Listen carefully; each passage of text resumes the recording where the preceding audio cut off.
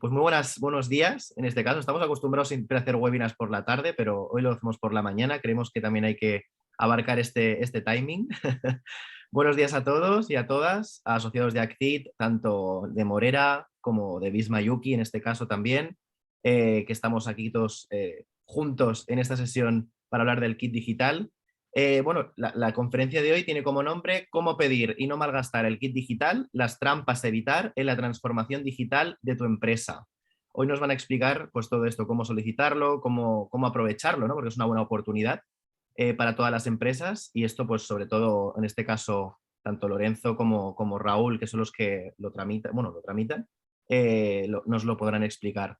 Simplemente antes de explicar los cargos de cada uno, de hacer esta presentación, simplemente explicaros que tenemos dos botones importantes en la sesión. Uno es el botón del chat. Este botón del chat es simplemente pues, para hacer algún comentario, como por ejemplo, ahora mismo nos acaban de dar los buenos días. Pues bien hecho ese comentario aquí en este botón del chat. Y luego tenemos otro, que es más importante todavía, que es el de preguntas y respuestas. Esto es básicamente pues, como el botón indica, ¿no? Para hacer preguntas de la sesión, se van a ir recogiendo durante toda la sesión y al finalizarla, cuando haya acabado la exposición de Lorenzo y de Raúl, yo mismo como moderador daré pie, digamos, a estas preguntas y se responderán por voz, no se responderán por escrito. Así que, bueno, pues sin más dilación voy a dar paso a los ponentes. Hoy tenemos con nosotros a Lorenzo Mayol, que es consultor de servicios corporativos en Morera Asesores y Auditores. Y también tenemos a Raúl Asensio, que es director general en Visma Yuki España. Así que nada, muchísimas gracias a los dos por acompañarnos hoy, por poder darnos un poquito de luz en esta nueva era digital. Bueno, tan nueva ya no es, ¿eh? Y que nos expliquéis cómo vamos a poder solicitar este kit digital y cómo podemos aprovechar que tenemos a Yuki para que nos ayuden. Pues Lorenzo, muchísimas gracias, te doy paso, un placer y adelante. Pues muchas gracias, Ismael. Buenos días a todos. Yo voy a hacer una exposición que lo que pretende es ser lo más cercana y lo más un poco un punto de vista diferente de lo que hasta ahora se ha hablado muchas veces del kit digital y de los fondos europeos. Lo que quiero en mi exposición es que obtengamos un punto de vista mucho más accesible y diferente para entender lo que supone, como decía Ismael, esta gran oportunidad que nos ofrecen los fondos europeos, en concreto el kit digital para el tema de las pequeñas empresas, microempresas y autónomos. En mi exposición lo que vamos a ver va a ser en diferentes puntos, en algunos de una forma más breve, en otros de una forma un poco más extensa. Bueno, pues qué son los fondos Next Generation, más que qué son, cuál es la filosofía, porque eso nos sirve para ponernos en contexto con el kit digital y cuáles son las pretensiones de este proyecto, de este programa de ayudas que nos ofrece el Gobierno y la Unión Europea. Luego vamos a ver los tipos de beneficiarios y qué requisitos son los requeridos para poder acceder a este programa de ayudas, los conceptos subvencionables y las soluciones que ofrece este programa. Hablaremos también de la forma de acceso a través del portal Acelerapyme y redes, y las convocatorias que están ya en marcha alguna y las que están previstas para este año. Finalmente haremos un pequeño comentario, os quiero hacer un pequeño comentario de quiénes somos, de quién es Morera Asesores Auditores y qué podemos aportar en todo esto del kit digital y de los fondos europeos. En principio... Perdona que te interrumpa, Lorenzo, ¿puedes ampliar la pantalla más grande como lo que hemos visto al lado al lado del 65? El que está justo al lado del 65, ahí, este mismo. Perdonar. Perfecto, Exacto. perfecto, gracias, Lorenzo. Nada, un pequeño fallo, un lapsus. Entonces, como os comentaba, el tema de los fondos europeos, Next Generation, todos ya sabemos más o menos en qué consisten, ¿no? A mí, para poner un poco en contexto el tema de la importancia del kit digital, me gustaría recalcar algo que es la filosofía de estos fondos, ¿no? Estos fondos están pensados para relanzar la economía, para incentivar la inversión privada y para que nos recuperemos de un problema que hemos tenido todos a nivel bastante global, que ha sido el tema de la pandemia, ¿no? Se crearon por el COVID y lo que pretenden es ofrecer bueno, pues la posibilidad de que todas las empresas, microempresas, autónomos, pequeñas empresas, grandes empresas, se recuperen después del golpe que ha supuesto el tema de la pandemia. España obtiene de estos fondos 140.000 euros, como la mayoría de nosotros ya sabemos, de los cuales, perdón, 72.000 millones nos los dan a fondo perdido, es decir, que básicamente la mitad de estos 140.000 millones los tenemos en forma de fondo perdido y el resto en forma de préstamos. Y lo que ha pensado el gobierno, en este caso, para poder llevar a cabo este proyecto, es basarlo en cuatro pilares fundamentales que a la vez se dividen en otros apartados y que básicamente son el tema de la transición ecológica, el tema de la igualdad de género, el tema de la cohesión social y el que nos ocupa hoy, que es el tema de la transformación digital. De estos 72.000 millones, una parte muy importante de estos fondos, de estos 72.000 millones, concretamente el 33%, el gobierno lo quiere destinar a la transformación digital. Es decir, un total de 23.760 millones. Y de estos 23.760 millones, el kit digital está dotado de 3.000 millones de euros. Estos 3.000 millones de euros se van a invertir entre este año 2022 y 2023. Están pensados para que las pequeñas empresas, las medianas empresas y los autónomos puedan acabar de o finalizar el proceso de transformación digital, si es que lo tienen iniciado ya, o en el caso de que no lo tengan iniciado, pues que lo inicien, ¿no?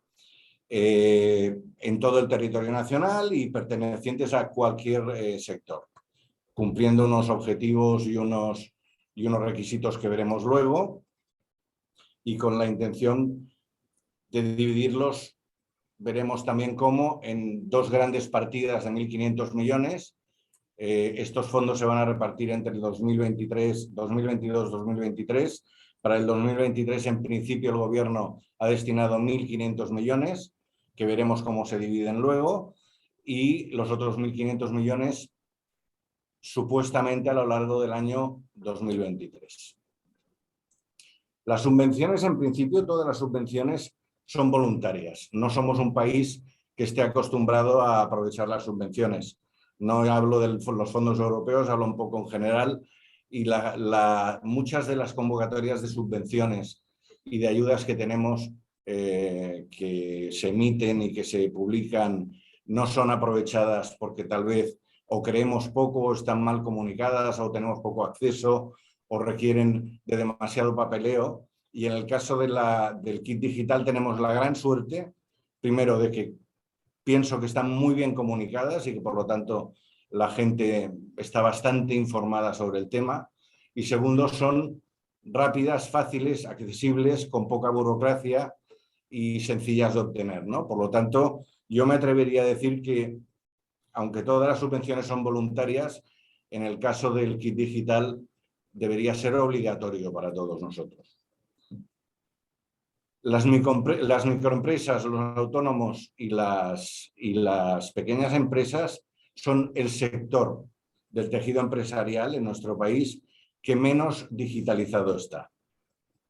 Y por lo tanto, esta ayuda que nos ofrece el kit digital es muy importante para que podamos ejecutar esta transformación que de momento en muchos casos no está iniciada o no es completa. hay muchos clientes, alguna vez a mí algún cliente me ha dicho, no, es que ya estamos digitalizados porque tenemos una web y además de vez en cuando publicamos algo en una red social, ¿no? Está muy bien como primer paso, pero eso no quiere decir que tengamos una madurez digital que justifique que no nos tengamos que preocupar más sobre el tema, ¿no? La transformación digital es importante para poder participar de un cambio cultural y organizacional al que estamos asistiendo todo el mundo a nivel personal y a nivel profesional y que nos tiene que servir para seguir pudiendo ofrecer nuestros servicios, dando respuesta a nuestros clientes y por lo tanto creciendo, manteniéndonos en el mercado, creciendo y estando actualizados, ¿no? Lo que ha hecho el kit digital ha sido dividir, como sabéis, estábamos hablando de pequeñas empresas, microempresas y autónomos, y lo que ha hecho este programa ha sido dividir estas ayudas en 3 segmentos de tipo de empresa, ¿no? De tipología, que se basa básicamente, más que en la facturación, en el número de empleados. Tenemos un primer segmento que son las pymes de entre 9 o más de 10 empleados y menos de 50 empleados, y está dotado con 12.000 euros como máximo esta ayuda del kit digital. Un segundo segmento que lo forman las pequeñas empresas o las microempresas entre 3 y 10 empleados. Y finalmente un tercer segmento, ese segundo segmento está dotado con 6.000 euros de máximo de ayuda, y en el caso del tercer segmento está formado por las microempresas o autónomos de entre 1 y 3 empleados y está dotado con un máximo de ayuda de 2.000 euros. Luego veremos de qué forma se reparten estas ayudas para las diferentes soluciones tecnológicas que ofrece el kit digital. ¿Qué requisitos son necesarios para poder acceder a estos fondos?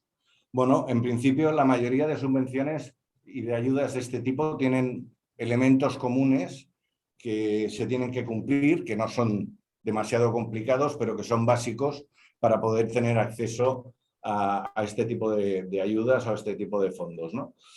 Principalmente cumplir con los requisitos de ser o de pertenecer a uno de estos 3 segmentos, ser una pequeña empresa con el número de trabajadores establecido, ser una microempresa o ser un trabajador autónomo, cumplir con los límites financieros y efectivos que definen esas categorías, estar en situación de alta y tener la antigüedad mínima que se establece en las convocatorias, en la normativa de cada una de esas convocatorias, no tener consideración de empresa en crisis, no estar sujeta a una orden de recuperación pendiente de la Comisión Europea que haya declarado alguna ayuda ilegal o incompatible con el mercado común y no superar el límite de ayudas minimis, que como todos sabemos son los pequeños créditos que se otorgan por otras vías a las pequeñas empresas y a las microempresas, incluso a los autónomos, ¿no?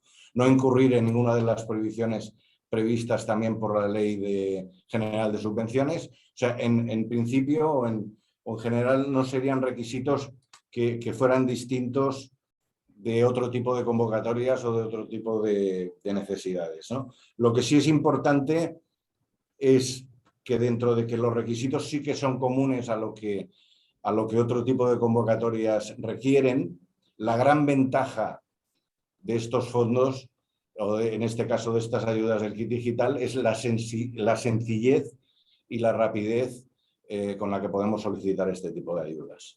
Es muy importante porque decía y comentaba antes, yo creo que tendría que ser obligatorio para todos nosotros y creo que la facilidad con la que se puede acceder a estas ayudas hace que consideremos todos el hecho de acceder a ellas, ¿no?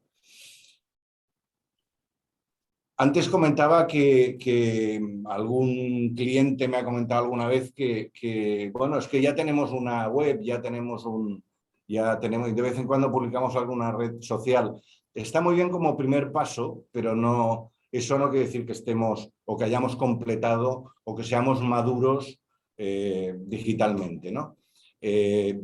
La transformación digital va mucho más allá de tener una web y de publicar de vez en cuando algo en una red social.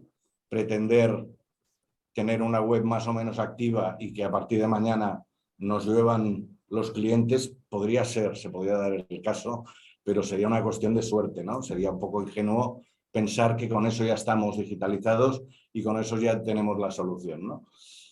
Lo que hace el kit digital es ofrecer diferentes soluciones tecnológicas precisamente para completar ese proceso. La transformación digital no es fruto de la pandemia.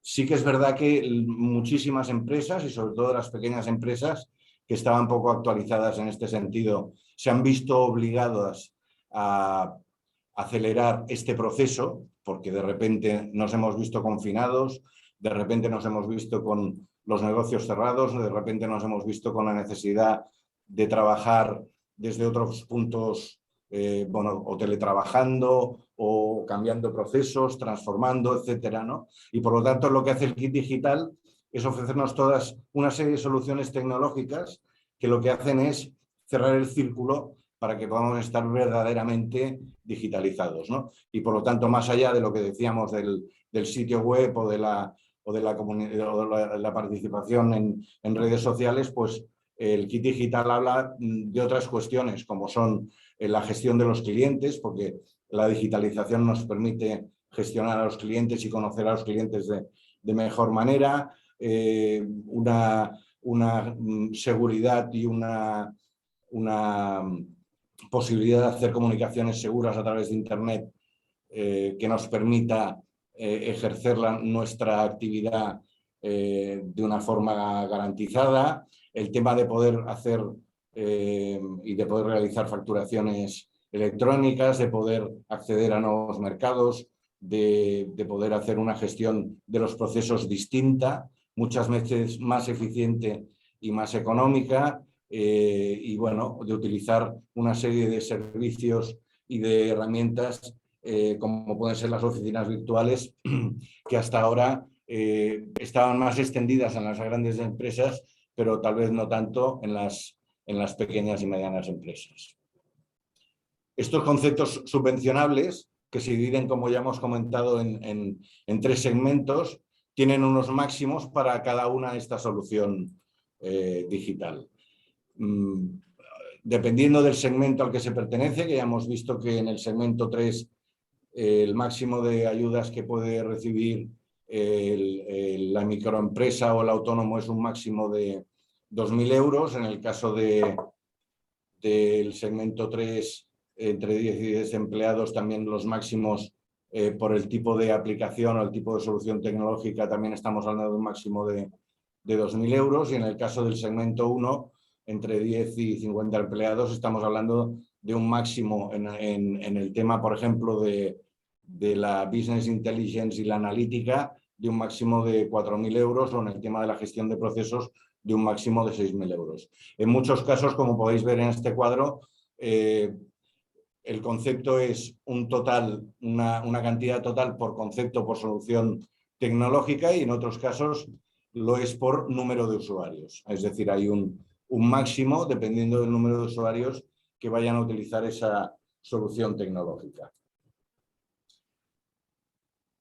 ¿Cómo pedimos estos fondos, ¿no? Hablaba de la sencillez o de la facilidad para acceder a estos fondos, que incluso hay muchas voces que están diciendo que para las ayudas en general se tendría que copiar un poco el sistema que se ha utilizado para el kit digital, ¿no? La verdad es que es fácil acceder a estos fondos y tenemos 2 vías para hacerlo, ¿no? Una que supongo que nos la explicarán en la intervención posterior, que es a través de los agentes digitales.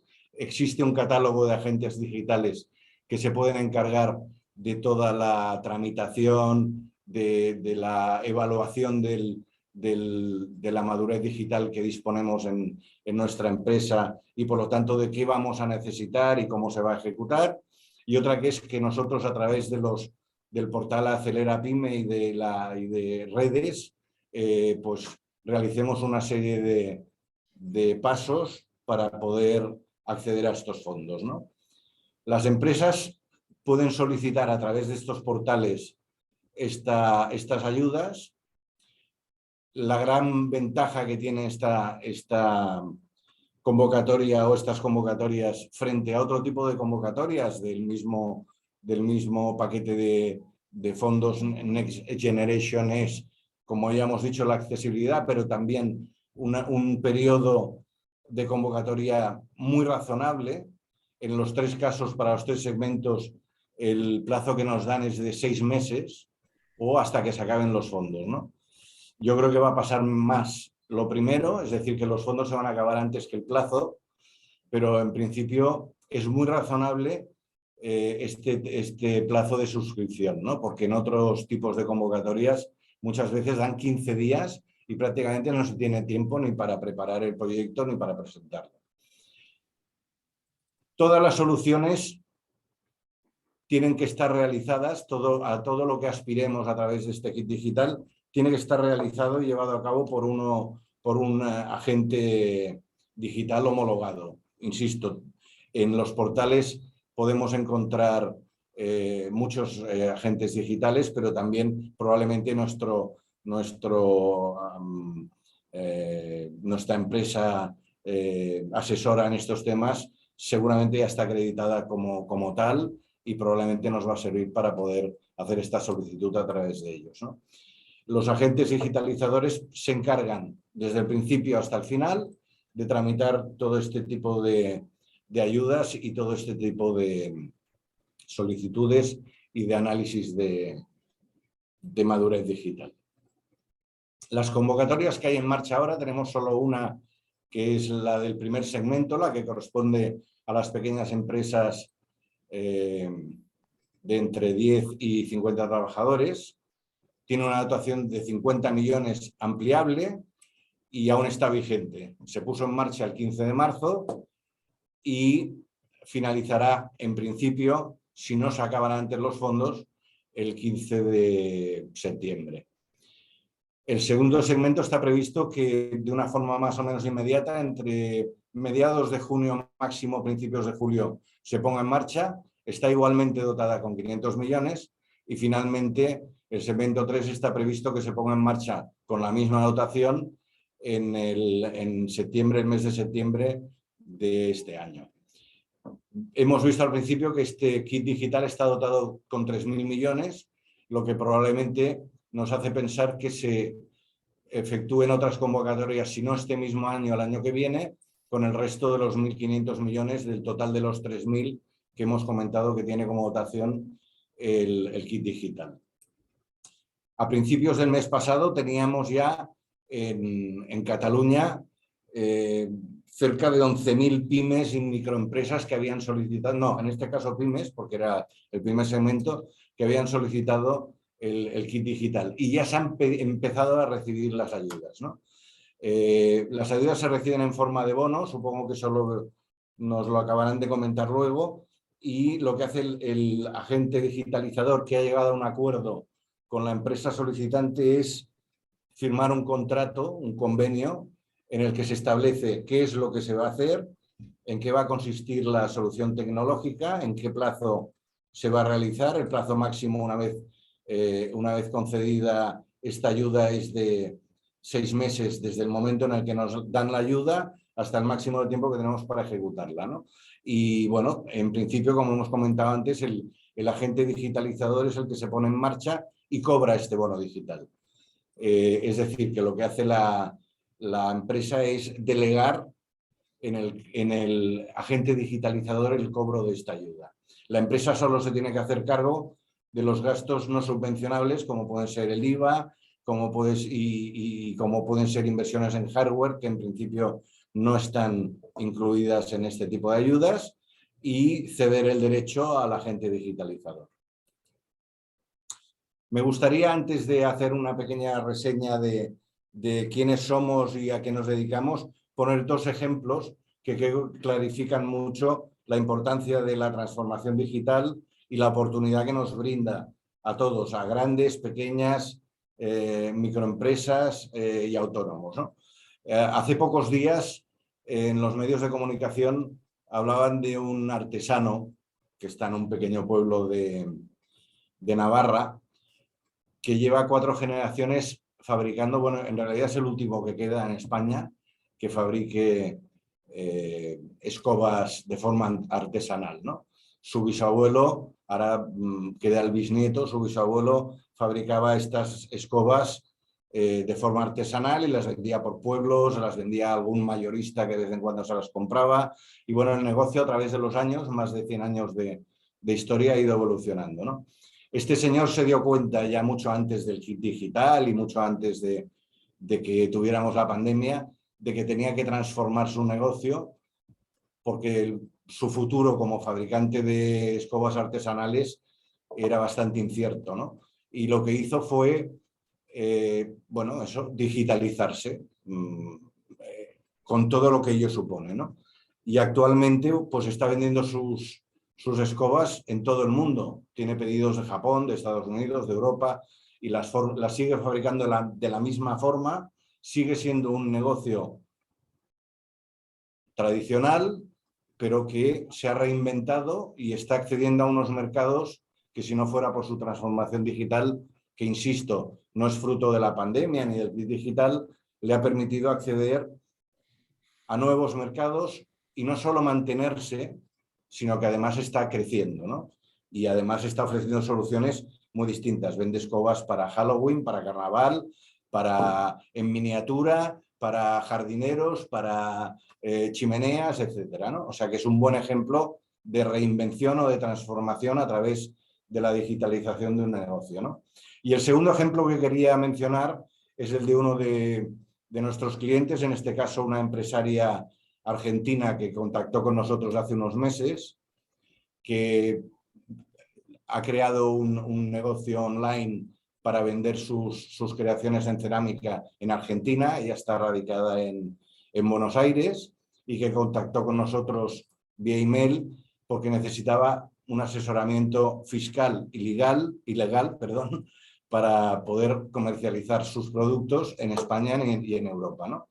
Gracias a la digitalización, ella ya tiene una tienda online, ya tiene una serie de procesos en marcha, y lo que Morera le puede ofrecer, porque además pertenecemos a una organización internacional que nos permite dar cobertura en 80 países del mundo, lo que le permite la digitalización es, sin tenernos que desplazar, sin más que hacer algunas reuniones periódicas online, asesorarla y darle la cobertura para que ella pueda comercializar sus productos en España y en Europa, ¿no? Son 2 buenos ejemplos de cómo la digitalización permite que la empresa no solo se mantenga, no solo sobreviva, como han tenido que hacer durante la pandemia muchas de las pequeñas y microempresas que todos conocemos, sino que además les permite mantenerse en el mercado, crecer y evolucionar para seguir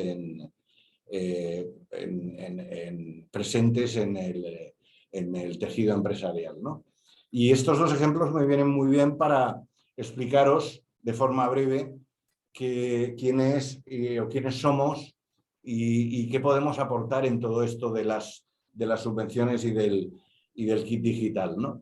Somos una empresa que este año cumplimos 70 años, que tiene sus orígenes en el año 52, cuando el señor Laureano Morera inició sus actividades profesionales en el mundo de la asesoría fiscal, contable y legal. Y bueno, lo que hemos hecho ha sido lo mismo que estamos hablando, ¿no? Llevamos 70 años evolucionando para ayudar a nuestros clientes y para asesorarlos y para darles soluciones, y nosotros también nos hemos visto obligados a tener esta evolución y esta transformación para poder seguir atendiendo a los clientes. Tenemos clientes de nuevas generaciones con nuevas necesidades y lo que tenemos que hacer es dar cobertura a todo lo que ellos nos piden, ¿no? El papel de Morera en todo esto, en las subvenciones en general y en el tema de las ayudas que nos puede dar el kit digital, pues bueno, van desde la identificación, la alineación y la alineación de los proyectos con los ejes para la obtención de estos fondos, en general de todo tipo de subvenciones, y para poder ofrecer, porque una vez obtenida este tipo de ayudas, por ejemplo, los dos ejemplos que ponía antes son un claro ejemplo de que cuando se accede a mercados nuevos, cuando tenemos acceso a nuevos clientes, cuando enfocamos las cosas de forma distinta en nuestro negocio, no solo es el hecho de pedir o de redactar o de solicitar una ayuda, sino es lo que viene después, ¿no? Y aquí es donde Morera Asesores puede ayudar mucho a sus clientes. ¿Por qué?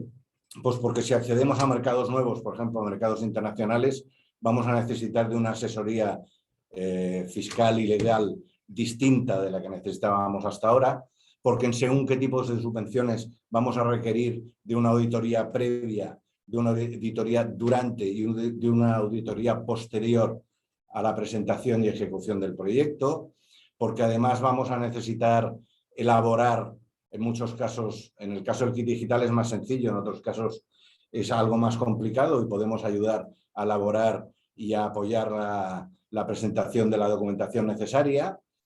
Y porque, bueno, hay mucha normativa regulatoria y muchas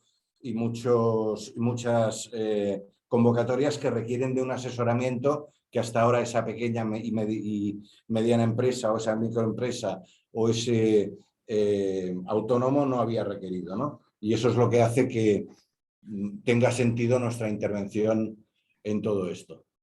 Sin alargarme más, voy a darle paso a mi compañero Raúl para que haga la segunda parte de la intervención y agradeceros vuestra atención. Gracias, Lorenzo. Bueno, me presento, yo soy Raúl Asensio, soy el director de Visma en España. Y básicamente nosotros somos una empresa, un software como servicio, que es un software de contabilidad, es lo que nosotros llamamos automatización contable o, bueno, los palabras estas en inglés, que es Accounting Automation. Y vamos, yo llevo 20 años aproximadamente en el mundo de la transformación digital en diferentes sectores. He pasado por ventas, he pasado por marketing, he pasado por servicios de transformación digital en servicios de atención al cliente. Y bueno, al final vas viendo una serie de patrones que se repiten y da un poco lo mismo el sector que sea, ¿no? Siempre, digamos, la dinámica siempre es la misma. La automatización se impone y hay un cambio del modelo de negocio que hay que entender, ¿no? Y es un poco lo que os quiero explicar, ¿no? Que no basta con pedir dinero y, bueno, hacerse una web o hacer, bueno, ponerse una herramienta, sino que todo esto va un poco más allá. Entonces, yo tengo una serie de lecciones que he aprendido en mi vida laboral. Además, me apoyo en estudios muy potentes de una consultora como McKinsey, ¿no? Y junto estas dos cosas y he hecho este discurso que voy repitiendo un poquito para ayudar a los empresarios, pues para que eviten las típicas trampas que pasan en cualquier proceso de transformación digital, ¿no? Entonces, si os parece, os comparto mi presentación. Y por favor, Lorenzo, dime si lo veis. Perfecto, y ya empezamos por aquí, ¿no? Bueno, aquí lo más importante... ¿Sí? ¿Se ve? Perfecto. Vale. Pues aquí es muy importante entender que 2 de cada 3 proyectos de transformación digital acaban en fracaso. Pero bueno, no os asustéis, ¿no? Y no sé si sabéis que el tiempo de implementación de estos proyectos de transformación digital pues multiplica por 2 o por 3, ¿no? Entonces, bueno, si queréis conocer un poco cuáles son las causas, los retos humanos, psicológicos y culturales, fijaos que aquí no estoy hablando de tecnología, que retrasan, que paralizan o que incluso impiden la transformación digital de la empresa, pues quedaos un poco en esta charla y os acabo explicando, ¿no? La verdad es que hay multitud de casos de éxito, pero muy pocas veces se explica por qué fracasan los proyectos de transformación digital, ¿no? De hecho, esta charla normalmente la llamo el libro negro, en vez del libro blanco, el white paper, ¿no? El libro negro de la transformación digital, ¿no? Entonces, me focalizo en los aspectos negativos, no para criticarlo, no para criticar la transformación digital, sino todo lo contrario, para evitar caer en esas trampas y en esos sesgos cognitivos y culturales que tenemos y que juegan en nuestra contra, ¿no? Mirad, hay un estudio de la consultora McKinsey que dice que lo que os he comentado antes, ¿no? Que 3 de cada 4 proyectos fracasan, ¿no? Y ellos lo saben porque han estado durante más de 3 años investigando con 2000 entrevistas, ¿vale? Bueno, además de esto, existen otras razones que son más genéricas que hacen que cualquier proyecto que implique tecnología tenga riesgo de fracasar, ¿no? Y esto la verdad es que lo he aprendido un poco a base de palos en mi etapa de consultoría de proyectos, donde, bueno, es que lo teníamos perfectamente identificado cuando pasaba esto, ¿no? Vamos primero a definir cosas porque esto es muy importante, ¿no? El principal error que cometen la mayoría de personas y es que se presta mucho a confusión, es una trampa que me voy a entretener un poco porque es más compleja, ¿no? Es muy habitual confundir digitalización con transformación digital, ¿vale? No es un tema semántico. La digitalización es el uso de herramientas digitales para optimizar un proceso, ¿vale? Por ejemplo, yo soy una asesoría contable y me pongo un software de reconocimiento de facturas para no tener que hacer asientos contables. Eso es digitalización, pero lo único que he hecho es optimizar un proceso, ¿vale? Es importante entender que el uso de herramientas digitales no significa que estemos transformando digitalmente la empresa. La estamos optimizando, ojo, y eso está bien, ¿vale? Entonces, bueno, ¿en qué consiste la transformación digital? Si yo pensaba que era eso, ¿no? La transformación digital consiste en cambiar el modelo de negocio. Obviamente te tienes que apoyar en la tecnología. Y el modelo de negocio, apoyándote en esa tecnología, te permite incrementos exponenciales del beneficio. Y esta es la palabra clave. Lo podemos reformular de otra manera. Es utilizar la tecnología para mejorar de forma exponencial los procesos de tu empresa. Os pongo un ejemplo para ver si se entiende mejor, ¿vale? En mi sector, automatización de contabilidad y fiscalidad, ¿vale? Los asesores contables ahora mismo, si captan más clientes, tienen que crecer en costes estructurales casi siempre, tienen que contratar más contables, más gente que haga el trabajo, ¿no? Por lo que la rentabilidad, aunque puedas tener más beneficio, ya sabéis que los costes suben en escalera y la rentabilidad es como una rampa, ¿no? Entonces la rentabilidad puede ser la misma, puede ser inferior, aunque yo tenga más volumen o un beneficio mayor, ¿no? Con la transformación digital podríamos aumentar exponencialmente la base de clientes sin incurrir en costes de contratación de personal, ¿vale? Gracias a la automatización de procesos, la inteligencia artificial, ¿vale?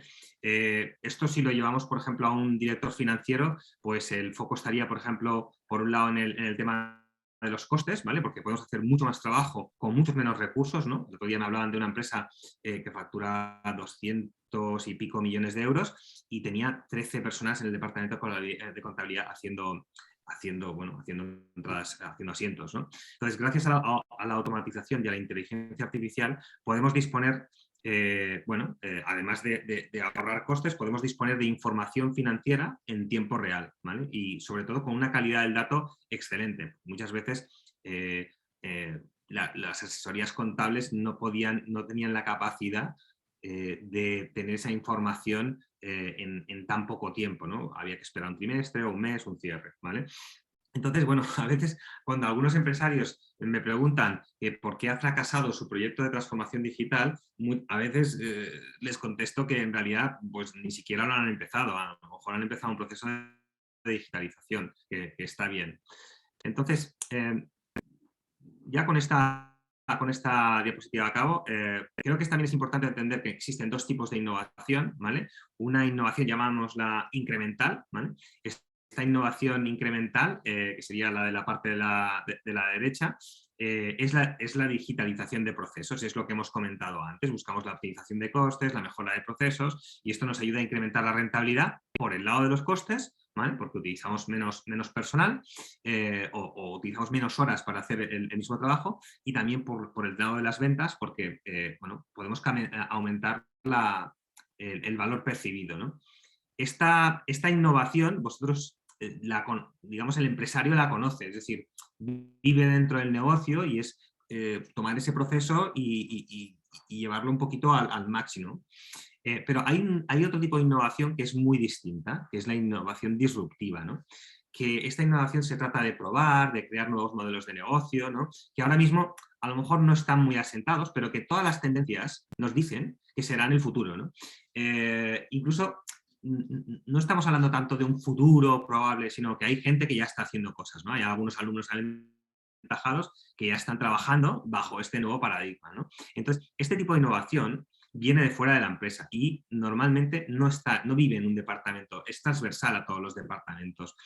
Este tipo de innovación no busca el retorno de la inversión inmediato, sino está buscando nuevas maneras de hacer negocio, ¿no? Entonces, esto es transformación digital, ¿no? Bueno, si pensáis que cuando digitalizamos procesos, pues ya está, pues no, esto es el principio del camino, está muy bien, será muy útil para familiarizarse con la tecnología, cuando empecemos a hacer la verdadera transformación digital, ¿no? Y bueno, ahora que ya sabemos esto, vamos a hablar de la segunda trampa, que para mí es muy importante también, ¿no? Me gusta poner este ejemplo porque creo que ilustra bastante bien en qué paradigma estamos ahora mismo. En 2009, el uso de smartphones en España era del 10% y solo 6 años más tarde se había multiplicado por 9 y estamos hablando del 95% de la población utilizando smartphones, ¿no? Os podría poner decenas de ejemplos de este tipo, ¿no? Pero, o sea, aquí el tema es que creo que casi nadie, y me incluyo yo, somos conscientes de la velocidad que están viviendo los cambios en el consumidor. Es decir, y los entornos empresariales no se escapan de esto. El cliente ahora quiere la experiencia de Amazon en todos sus servicios y también los servicios empresariales. Lo quiero ya, lo quiero en el móvil, 24 horas, personalizado, multiplataforma, multicanal. Entonces, hay que entender que estamos sumidos en la cuarta revolución industrial, como se llama, y que una constante es que la velocidad de los cambios cada año aumenta. Entonces, la aceleración en la época digital está haciendo que estos cambios sean exponenciales. Y el problema principal que nos encontramos es que las empresas no están diseñadas para estos cambios exponenciales, sino para lo que hemos comentado antes, para ir optimizando sus procesos, ¿no? Entonces, digamos que la lección a aprender aquí es que como la velocidad del cambio es inédita, bueno, ya lo veremos el año que viene, pues ya ha dejado de ser una actitud conservadora y con sentido común para empezar a ser una actitud de riesgo. No me malinterpretéis, tampoco se trata de arriesgarlo todo, pero ahora el riesgo es no arriesgar, aunque sea un poco. No llamémosle arriesgar, no invertir en este tipo de transformación digital, ¿no? Estrechamente relacionado con esto está la tercera trampa, ¿no? Que es, una cosa es la velocidad, lo rápido que va a pasar esto. Por ejemplo, en contabilidad sabemos que el sistema, o sea, el suministro inmediato de información a la administración, la factura digital, esto va a llegar, está pasando, Ticket Buy, en otras administraciones, ya las empresas de más de 6 millones de euros tienen que suministrar este tipo de información y esto irá bajando. Entonces, esto lo sabemos, pero no sabemos cuánto tardará, no sabemos si tardará 2 o 5 años, ¿no? Pero otra cosa es la magnitud, ¿no? Entonces, lo que está pasando es que nosotros creemos que muchas empresas, bueno, se dan cuenta que va a cambiar, pero no ven cómo de profundo va a ser y piensan, bueno, pues cuando empiece a ver cómo cambia el panorama, ya reaccionaré, ¿no? Que, bueno, esa es la actitud conservadora que antes tenía sentido y ahora es un poco peligrosa, ¿no? Entonces, bueno, nosotros creemos que es normal, ¿eh? Pero no acaban de entender un poco lo que se les viene encima. La magnitud de la fuerza económica disruptiva en que se ha convertido lo digital es incompatible con los modelos económicos, estratégicos y operativos tradicionales. Por ejemplo, bueno, lo que comentaba, en pocos años, 2, 5, el suministro inmediato de información a la administración será una realidad para todos. Y si me equivoco, es que da igual, porque lo importante es que cuando llegue el cambio, a la mayoría o a muchas empresas les va a coger con el pie cambiado, mientras que los que son más audaces estarán en las terceras o en las cuartas rondas de innovación interna, ¿no? Y se habrán encontrado problemas que otros todavía tienen que resolver. Entonces, bueno, quedaros un poco con este mensaje, ¿no? Entonces, hay otra cosa que no es una buena noticia, ¿vale? Que es que lo digital, sobre todo, lo que hace está destruyendo renta económica, ¿vale? Lo que llaman en economía la destrucción creativa, ¿no? Entonces, los directores financieros y los directores generales y los dueños de negocios necesitan aprender rápidamente cómo competir en este nuevo entorno y crear valor para los clientes y conservar algo de valor para ellos, ¿no? O crear nuevo valor con la liberación del tiempo debido a la automatización, crear nuevos tipos de servicios, ¿no? Ya por último es que el problema es que para no perder cuota de mercado, incluso sobrevivir, las empresas tienen que empezar a ser de las primeras en moverse. Si reaccionan tarde o aplican estrategias de voy a esperar y ver qué pasa, voy a perder una cuota significativa de mercado y luego recuperar eso me va a costar, ¿no? Entonces, lo que comentábamos antes, ¿no? Estar en esa posición defensiva o ultradefensiva ya no vale, ¿no? O sea, que lo digital en general recompensa a los que son los pioneros y los que hacen movimientos audaces o los que siguen a estos que hacen estos movimientos audaces, ¿no? Entonces, bueno, la conclusión sería que el momento es ahora, porque como dice el dicho, uno de estos días no es ninguno de estos días, ¿no? Hay una cuarta trampa y es que muchas veces las cosas se hacen como por modas o porque hay que hacerlo o porque me dan dinero, ¿vale? Entonces, las resistencias que vamos a encontrar ante un proyecto que suponga un cambio en la forma de trabajar habitual van a ser directamente proporcionales a la magnitud de ese cambio, ¿vale? Cuando hablamos de innovación disruptiva, la magnitud de ese cambio es muy grande, por lo cual la resistencia al cambio lo es. Y eso os aseguro que yo lo vivo cada día. Nosotros proponemos un nuevo modelo de negocio, una nueva manera de trabajar para asesorías contables, para directores financieros, y eso obviamente se ve que hay una ventaja, pero en los personajes crea unas resistencias de, oye, yo todavía lo he hecho así, esto no sé cómo funciona, ahora una cosa que yo sabía hacer, ahora de golpe no sé hacerla, ¿no? Entonces, bueno, digamos que nadie se equivoque, ¿no? Que si no hay una profunda convicción y liderazgo por parte de los directores generales y de los directores financieros, de los propietarios de las empresas, el proyecto tiende a desinflarse como una pelota pinchada, ¿no? Entonces, los jefes, los propietarios, los directores generales y los directores de financieros tienen que transmitir correctamente cuáles son los objetivos, ¿no? Y estar al 100% comprometidos con ellos, ¿no? Porque si no, lo que va a pasar es que la voluntad para resolver los problemas, como vayan a ser, bueno, que surgirán, y la manera de resolverlos de forma rápida y efectiva, y sobre todo manejar las expectativas de todos los involucrados, pues es muy importante, ¿no? Si no hacemos eso, si no vamos resolviendo los problemas que van surgiendo pues, de forma rápida y efectiva, pues al final la tentación de abandonar al primero o al segundo contratiempo y hacer como se ha hecho siempre, como lo hemos hecho todavía, va a ser muy grande, ¿no? Además, hay otra cosa que hemos observado, que es que en ocasiones, y esto es muy duro lo que voy a decir, los empleados de una empresa tienen tanto poder como la dirección. Y ojo, porque si ellos deciden que el proyecto no se va a realizar, el proyecto fracasa, ¿vale? Entonces, como conclusión os diría que no es suficiente hacer las cosas porque parece que son una moda, porque todo el mundo lo hace así, o porque vamos a ver qué pasa, o porque me dan dinero, sino que, bueno, como líderes de la empresa, bueno, tenemos que marcar un objetivo e ir a por él con determinación, ¿no? Y bueno, esto es algo que ya más o menos he mencionado al principio y en la anterior diapositiva, y está estrechamente relacionado, ¿no? Hay veces que, bueno, esta resistencia de los empleados sabemos que se va a dar y preferimos iniciar el proceso sin ellos y luego que se lo encuentren hecho, ¿no? O no involucrarlos del todo, ¿no? Esto no funciona, ¿no? O sea, yo siempre pongo que el ejemplo de que si ponemos una empresa, imaginamos una empresa que decide poner un nuevo sistema de facturación o de recepción de llamadas o de CRM y hasta el día que lo pongo en marcha no se comunica correctamente, pues normalmente la reacción sería mala, ¿no? Y aunque os parezca sorprendente, esto pasa más a menudo de lo que lo que sería deseable, ¿no?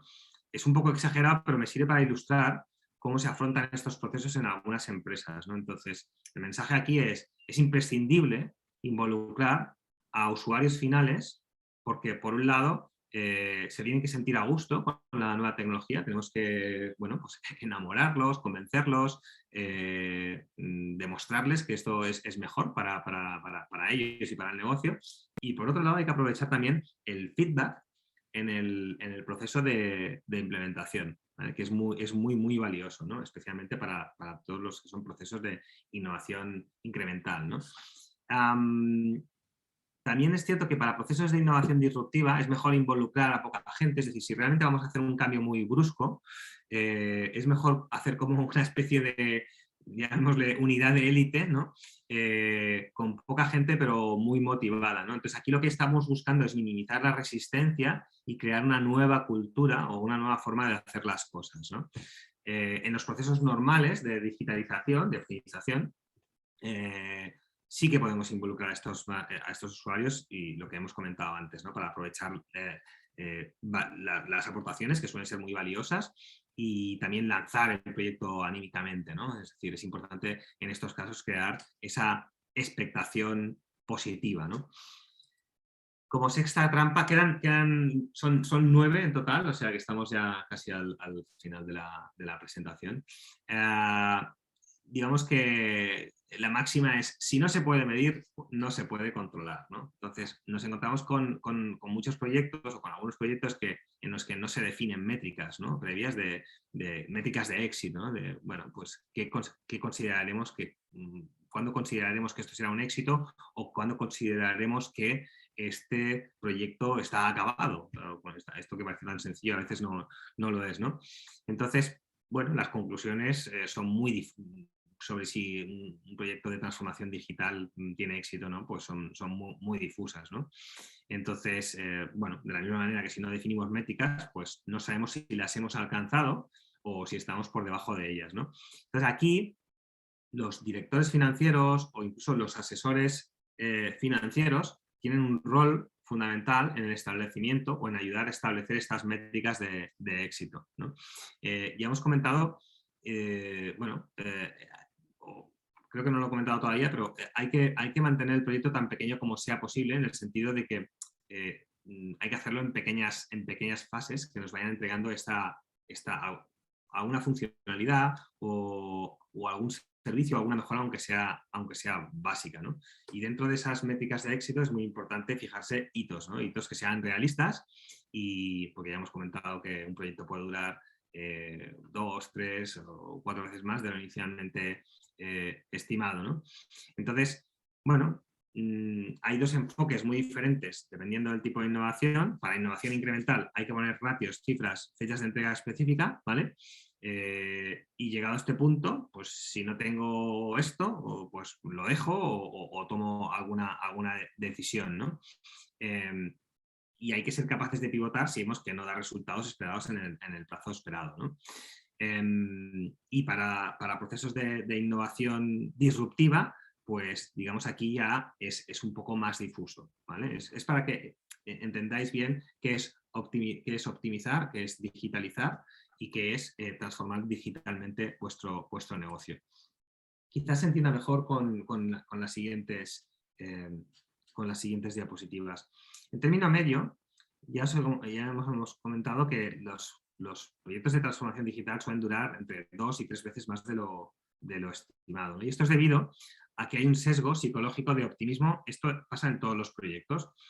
El sesgo psicológico de optimismo consiste en la tendencia a predecir resultados positivos ligada a nuestra capacidad de imaginar el futuro. Entonces tendemos a pensar a que los resultados serán mejores de lo que son en realidad, y esto es en parte por culpa de la memoria selectiva.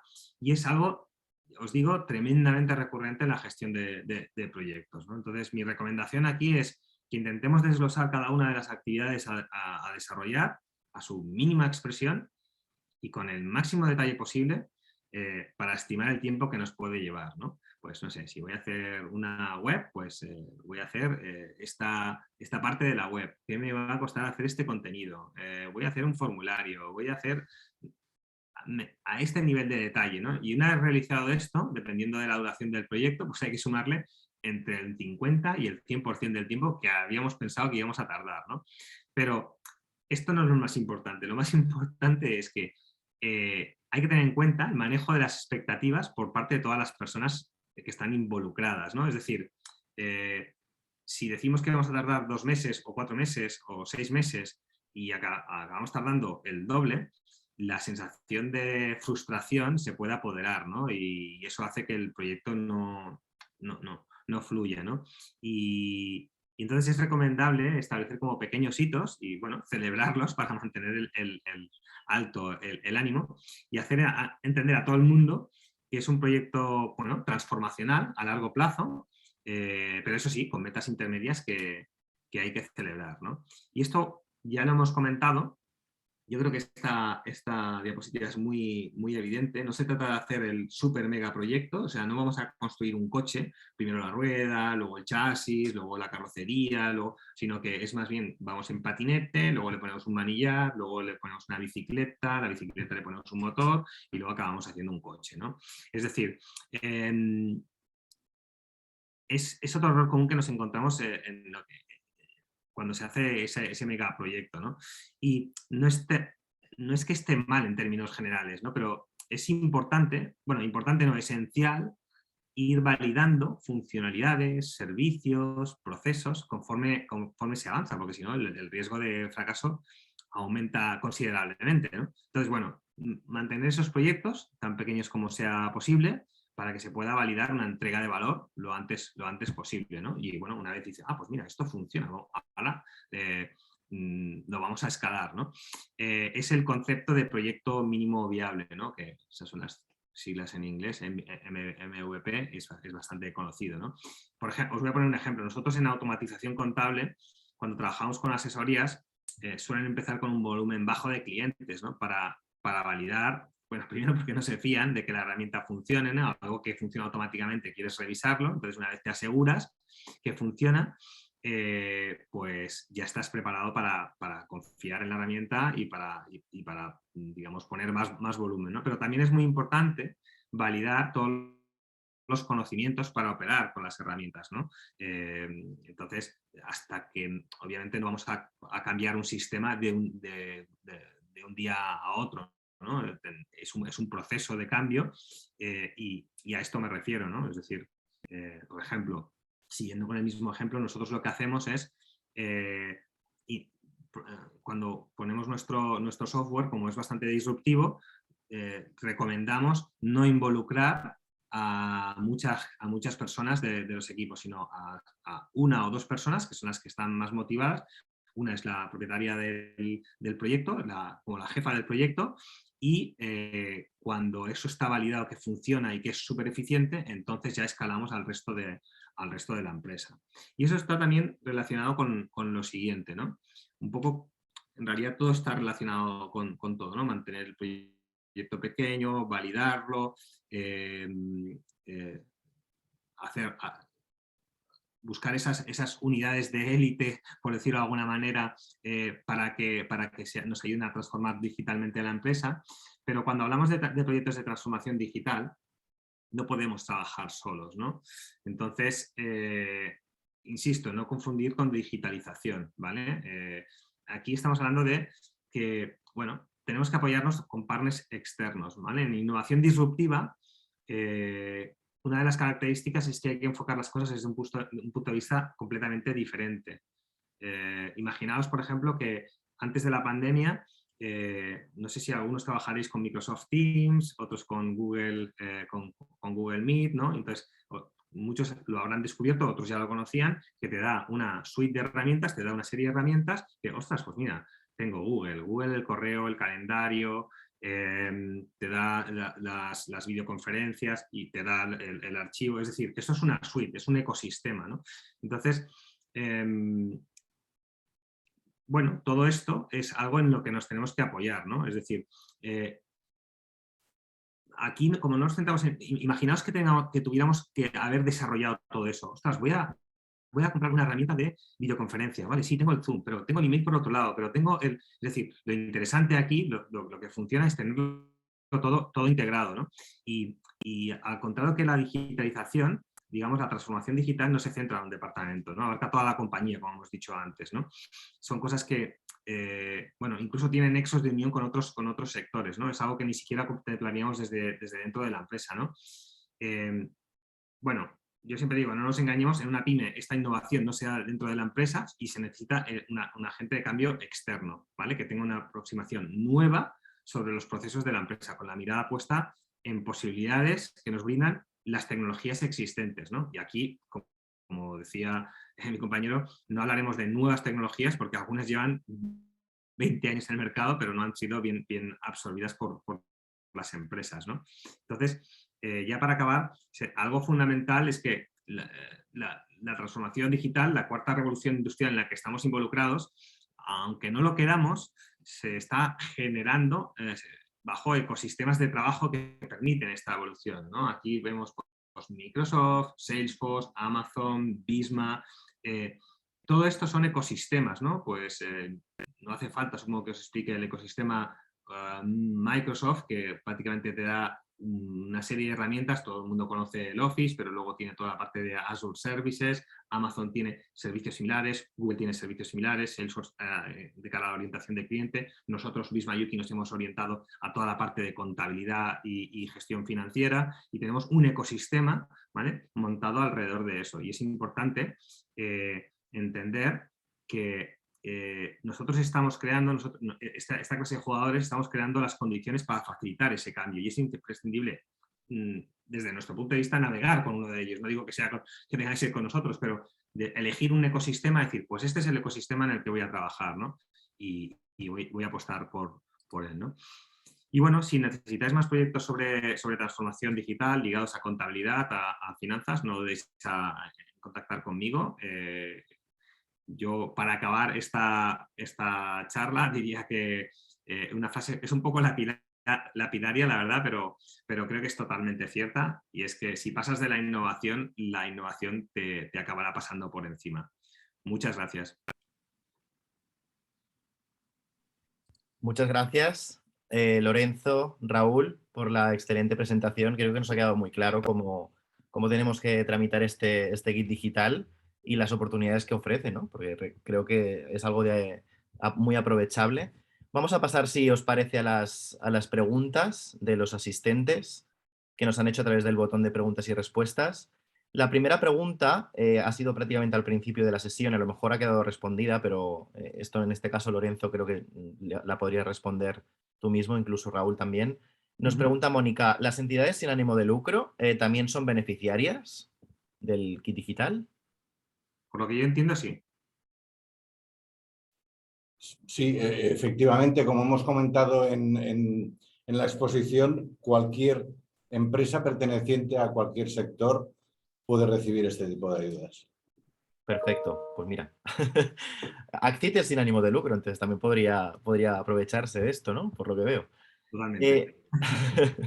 Nos pregunta Emilio Silva, dice, ¿un autónomo que a su vez es socio de una microempresa tendría opción de solicitar la subvención 2 veces? ¿Una por empresa y otra por autónomo? Yo te explico. Ya sabéis que la administración muchas veces es un poco difusa a la hora de poner reglas. Yo, sinceramente, creo que esto se lo van a mirar con lupa luego, a posteriori. Y aquí, digamos, el perjudicado va a ser el agente digitalizador. Es decir, porque si se concede... O sea, al final tenemos que pensar que esto es un bono que se le concede a la agente digitalizador. No es un dinero que se le da al empresario final, sino el empresario final compra unos servicios, pero no tiene que pagar nada por ellos, teóricamente, si coincide con el bono, que eso también tendríamos que hablar de esto. Y es el agente digitalizador el que corre con el riesgo, de alguna manera, ¿vale? Con lo cual será el que ponga el filtro. Yo de entrada no lo haría, o sea, como agente digitalizador me parece un poco arriesgado, la verdad. Entonces, yo diría, oye, yo te puedo hacer uno de los proyectos, pero 2 proyectos no los puedo asumir porque no creo que la administración luego lo valide esto. Perfecto, hay que tener cuidado. Sí, perdona, Lorenzo. ¿qué vas a decir? No, si no he entendido mal la pregunta, salvo que pertenezca a una actividad empresarial distinta, con NIFs distintos y por lo tanto con posibilidades de recibir ayudas para 2 tipos de negocio distintos, no veo la posibilidad de que lo pueda pedir de forma doble. Igual nos podría aclarar. Genial. También nos pregunta, dice, buenos días, referente a los segmentos, ¿cómo lo miran? O sea, según el TC2 del año 2021 o según plantilla del año 2022. ¿Van a revisar a posteriori si se mantiene plantilla? Creo que también Juan Ramón nos ha respondido esta pregunta. Creo que uno de los asistentes ha respondido a la pregunta de arriba. A ver si estáis de acuerdo. Dice, respondiendo a la pregunta sobre segmentos, la orden ETD/1498/2021 de 29 de diciembre, artículo 7 menciona, se establecen a tal efecto los siguientes segmentos de beneficiarios según el número de empleados y la categoría de empresa, de conformidad con la definición del reglamento UE tal, de la Comisión de 17 de junio de 2014. Ya ha pasado el enlace del reglamento. Y luego sigue, complementa la respuesta anterior. Exacto. Dice, los datos seleccionados por el cálculo de personal y los importes financieros serán los correspondientes al último ejercicio contable cerrado y se calcularán sobre una base anual. Se tendrán en cuenta a partir de la fecha en la que se cierran las cuentas y el total de volumen de negocios se calculará sin el impuesto sobre el valor añadido IVA ni tributos indirectos. Y mira, aquí lo tenemos. De Morera, además. Por eso yo no puedo estar más de acuerdo con la respuesta. Ha firmado como Morera, o sea que hay que estar de acuerdo. Pues bueno, supongo que el señor Barceló que nos diga si esto ha quedado respondida a la pregunta. No sé si queréis añadir alguna cosa más a lo que ha añadido Juan Ramón. Yo quería añadir sobre el tema de, o sea, que hay que andar con ojo con los importes, porque al final cuando uno rasca un poco, o sea, siempre hablamos de importes máximos y pocas veces se dan, ¿vale? Entonces, por ejemplo, nosotros nos hemos dado cuenta de que para determinados tramos al final eran 500 euros, dependiendo del proyecto. O, ¿sabes? De los 2.000 que te tocan, igual eran 500 o solo eran 1.000, ¿vale? En muchas ocasiones eran 500, con lo cual tengo 2.000 euros o puedo tener 2.000, al final acaban siendo 500 euros y con 500 euros la verdad tampoco vas a transformar digitalmente tu empresa, es una ayudita, ¿vale? Sí que es verdad que puedes, lo que sí que se puede hacer es optar a diferentes tipos de proyectos, ¿vale? Pues oficina virtual, optimización de proyectos, CRM, etcétera, y entonces ahí sí que hasta llegar al límite sería interesante, ¿vale? Luego otra cosa que es importante es que los proyectos normalmente es difícil que coincidan con el importe de los proyectos con el importe del bono, con lo cual muchas veces tiene que haber un pago, ¿vale? Porque si te dan 500 euros o 2.000 y el proyecto te cuesta 4.000, al final es como un descuento a posteriori, ¿vale? Eso también hay que tenerlo en cuenta. Sí, yo estoy de acuerdo con lo que comentas, Ismael, en el sentido de que pueden ser un poco engañosos. Hemos visto que son 3 sectores y uno está con un límite de 12.000, otro de 6.000 y otro de 2.000, lo que no quiere decir que vayamos a recibir los 12.000, como tú bien dices, porque cada uno de las soluciones tecnológicas tiene un límite y, por lo tanto, si no aspiramos a todas las soluciones tecnológicas, no vamos a tener ese tope que ofrece cada uno de los segmentos. Y también es verdad que podemos hacer, estoy exagerando mucho, pero para poner un ejemplo, una web de 12.000 euros, pero en ningún caso, estoy poniendo un ejemplo exagerado, pero en ningún caso recibiríamos esos 12.000 euros, recibiríamos lo máximo establecido para esta partida, para esta solución, que en ningún caso alcanza los 12.000 euros. También es verdad que dependiendo de las partidas, a las soluciones a las que aspiremos, tampoco consumiremos el total de esos 12.000 euros. A lo mejor solo aplicamos 2 soluciones que tienen un tope cada una de ellas de 2.000 euros y por lo tanto lo máximo, aunque para nuestro segmento correspondan los 12.000, lo que vamos a recibir va a ser los 4.000 euros de esas dos soluciones que se apliquen, ¿no? Y siempre teniendo en cuenta también lo que hemos comentado antes, de que el IVA y otro tipo de gastos que no están estrictamente descritos en cada una de las partidas, tiene que hacerse cargo el cliente final. Perfecto, muchas gracias a los dos. Yo creo que ya no hay más preguntas. Si alguien quiere lanzarla de última hora.